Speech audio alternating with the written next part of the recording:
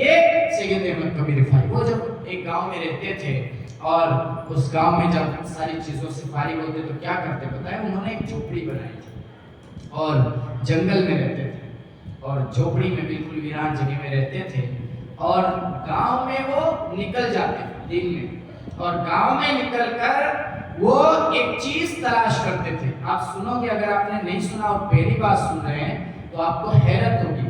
وہ نکل کر وہاں کیا تلاش کرتے تھے کہ اللہ کی کوئی مخلوق مجبور، لاچار، محتاج تو نہیں ہے، میں اس کی مدد کر سکوں. جب وہ نکلتے نا تو انہوں نے ایک مرتبہ ایک کتے کو دیکھا.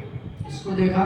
کتے کو. انسان کی بات نہیں کر رہا ہوں. کہ اللہ کے ولیوں نے ہمیں یہ بھی تعلیم دی کہ صرف انسانوں سے حسن سلوک نہیں ہے بلکہ جانوروں سے بھی اللہ والوں نے حسن سلوک کیا، اور ہمیں بتایا کہ یہ اسلام ہے، یہ رسول اللہ کی تعلیم ہے. آپ نے سنا ان باری شریف کے بیانوں میں کہ رسول اللہ نے جانوروں کے ساتھ بھی رحم کا سلوک کیا، نرمی کا سلوک کیا.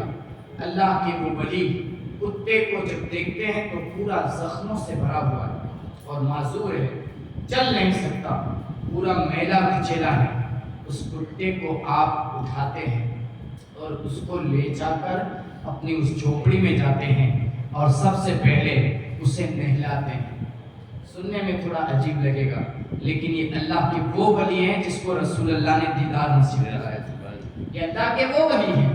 تو کچھ باتیں ایسی ہوتی ہیں جو ہمارے نزدیک گھین والی ہوتی ہے لیکن وہ نیکی بھی اللہ کو پسند آ جاتی ہے. اللہ کے نزدیک وہ نیکی بھی پسند ہوتی ہے.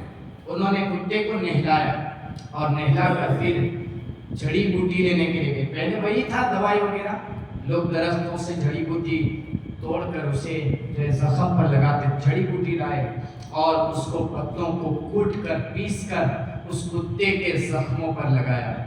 آج انسان انسانوں کو زخم ضرور دیتا ہے لیکن زخم کو مرہم نہیں لگاتا. یہ افسوس کی بات ہے. ہمارے ولیوں کی، بزرگوں کی یہ تعلیم نہیں ہے کہ دوسرے کو تکلیف دی جائے.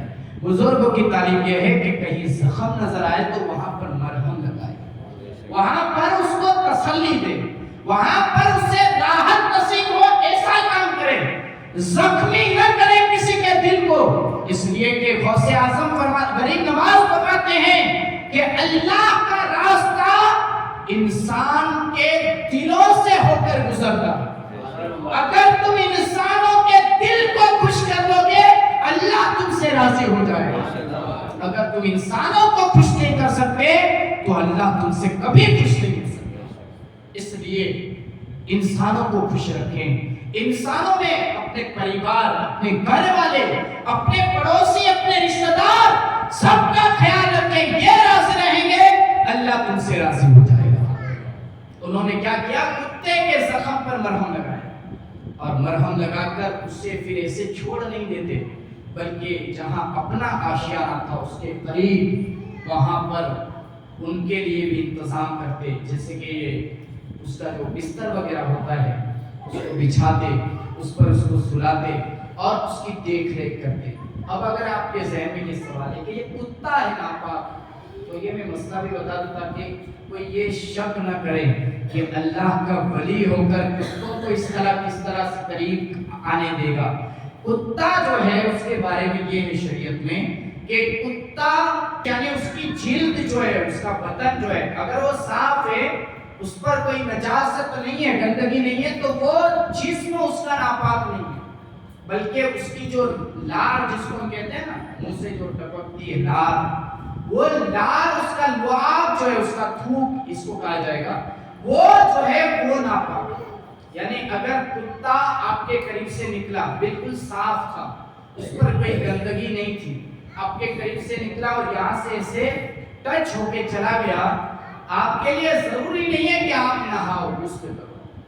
آپ کے لیے یہ ہمارے لیے ضروری نہیں. مسئلہ میں بتا رہا ہوں یہ ناپاک نہیں ہے. ہاں اگر اس کی جگہ پہ سور ہے یا اس کی جگہ پہ وہی کتا لیکن اس کے اوپر گٹر یا کوئی گندگی لگی ہوئی ہے، گندی چیز آپ کو یقین ہے کہ یہ لگا تھا اور وہ مجھے چھو کے چلا گیا، تو اب آپ کے لیے غسل کرنا ضروری ہے ورنہ ضروری نہیں ہے. تو انہوں نے جو کیا تو وہ مسائل